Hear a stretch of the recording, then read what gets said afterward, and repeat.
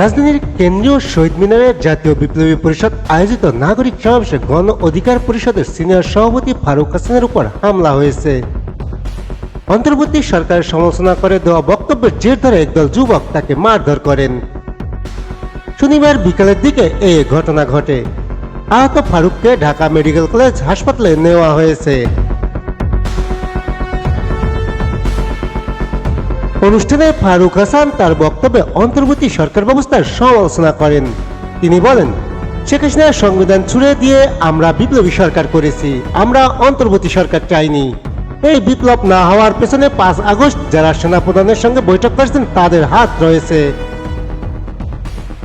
আহত অবস্থায় ঢাকা মেডিকেল কলেজের জরুরি বিভাগের সামনে ফারুক হাসান বলেন, ঘটনাস্থলে ছাত্রদলের নেতারা উপস্থিত ছিলেন। আমি রাজনৈতিক বক্তব্য দিয়েছি, আমার বক্তব্য ছিল সঠিক, কিন্তু ছাত্রদল নেতারা আমার উপর অতর্কিত হামলা করেছে। তারা আমার মোবাইল মানিব্যাগ ছিনিয়ে নিয়েছে। এ সময় ঘটনাস্থলে উপস্থিত হয়ে গণ অধিকার পরিষদের সাধারণ সম্পাদক রাশেদ খান বলেন, ছাত্রদল নয়, বরং হামলা করেছে জাতীয় বিপ্লবী পরিষদের ব্যক্তিরা। আমি শাহবাগ থানায় যাচ্ছি, আগামী 2 ঘন্টার মধ্যে হামলাকারীদের গ্রেপ্তার করতে হবে।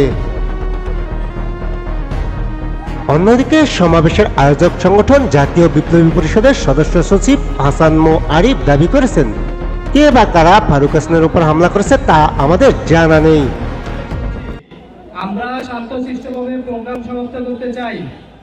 জাতীয় বিপ্লবী পরিষদ সকল প্রকার বিশৃঙ্খলার বিরুদ্ধে, জাতীয় বিপ্লবী পরিষদ সকল প্রকার বিশৃঙ্খলার বিরুদ্ধে আমরা সবাইকে শান্তশিষ্টভাবে আজকের প্রোগ্রাম বাস্তবায়ন করার জন্য অনুরোধ করছি।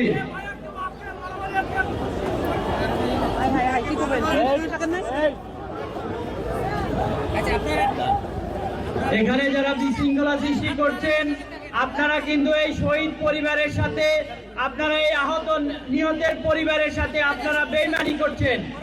আপনারা যারা বিশৃঙ্খলা সৃষ্টি করছেন, আপনারা এই বিপ্লবে যারা শহীদ হয়েছে শহীদ পরিবারের সদস্যদের সাথে আপনারা বিশ্বাসঘাতকতা করছেন।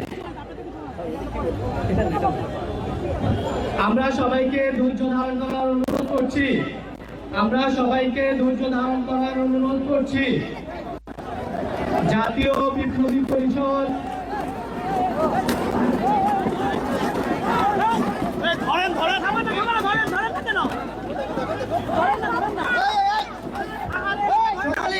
দৃষ্টি আকর্ষণ করছি, আপনাদের দৃষ্টি আকর্ষণ করছি, সকলকে দৃষ্টি আকর্ষণ করছি। থামুন, থামুন। এখানে সরকার আমাদের